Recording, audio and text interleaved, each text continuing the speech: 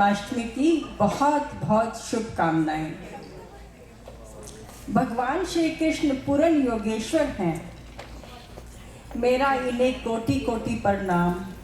ये कुछ मेरे ही भाव हैं, अगर मैं से कुछ गलती हो जाए तो मुझे माफ़ कर देना प्लीज़। वो एक प्रेम की ही मूर्त हैं। कृष्ण का जन्म कारागार में हुआ। जन्म लेते ही अपने माता पिता से बिछड़ गए। माँ यशोदा और नंद बाबा ने लालन पालन किया। जीवन भर यशोदा नंद का लाला कहलाए। वृंदावन में बाल लीलाएं की। राधा से प्रेम हुआ।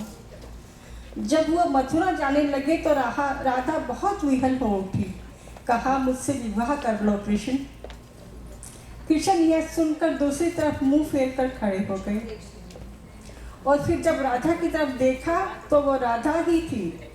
कृष्ण ने कहा, राधा तुम और मैं दो नहीं हैं, मैं तुम में और तुम मुझ में हो। राधा को वरदान दिया, मेरे नाम से पहले तुम्हारा नाम लिया जाएगा। राधा कृष्ण, हर मंदिर में तुम मेरे साथ ही होंगी।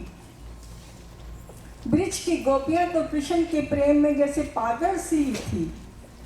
वो जो भी करती कृष्ण के लिए ही करती। दूध धोती तो कृष्ण के लिए, माखन निकालती तो कृष्ण के लिए।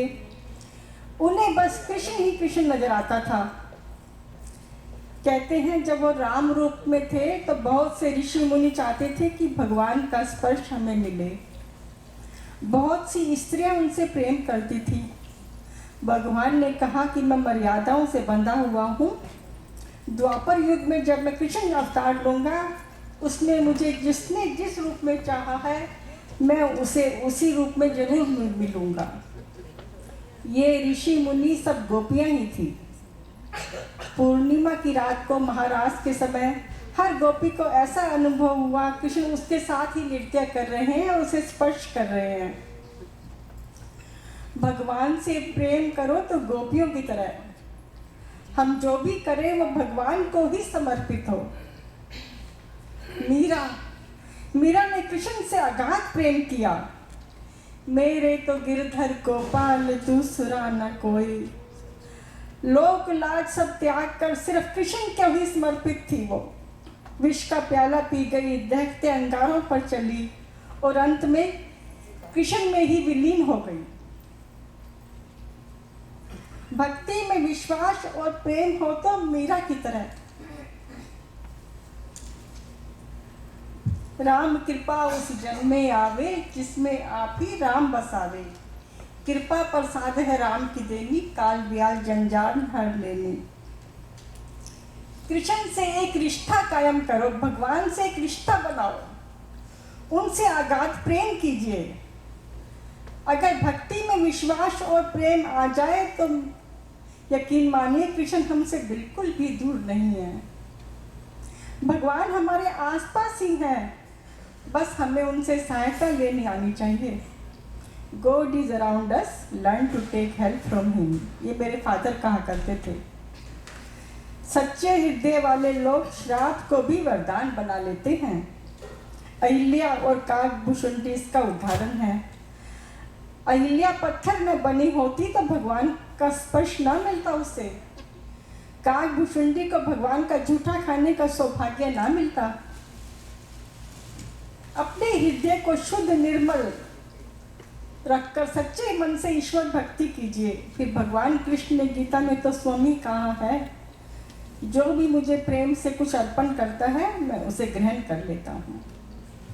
जो मुझे हर समय सच्चे हृदय से याद करता है मैं भी उसे याद करता हूँ। जिस तरह थोड़ी सी औषधि भयंकर रोगों को शांत कर देती है, उसी तरह ईश्वर की थोड़ी सी स्तुति बहुत से कष्ट और दुखों को दूर कर देती है। ये मेरे अनुभव की बात है। प्रेम की डोर से जिसने भी बांधा है मेरे कान्हा को, सच मानो प्रेम से मैं उसके खींचा चला आया है। बहुत ही सरल है उसको लुभाना। अगर हृदय में पूर्ण समर्पण है तो खुद को ही अर्पण कर देता है मेरा कान्हा। प्रेम और भक्ति से होता है वो वश में, भक्त के भी भक्त बन जाता है वो। जब जब भी भक्तों ने दिल से पुकारा, खींचा चला आया मोर मुकुट वाला। राधा को कृष्ण की देह मिली, बिन देह के नए निभा गई मीरा। ब्रज भूमि में राधा ने रास रचा, मरुभूमि में कुंज खिला गई मीरा। कृष्ण ने द्वापर में राधा को गाया, तो कलयुग में कृष्ण को गा गई मीरा। और कृष्ण के प्रेम का राधा पे कर्ज था, राधा का कर्ज चुका गई मीरा। आप सबको पे भगवान श्री कृष्ण अपनी कृपा बनाए रखें। जय श्री कृष्ण। Thank you.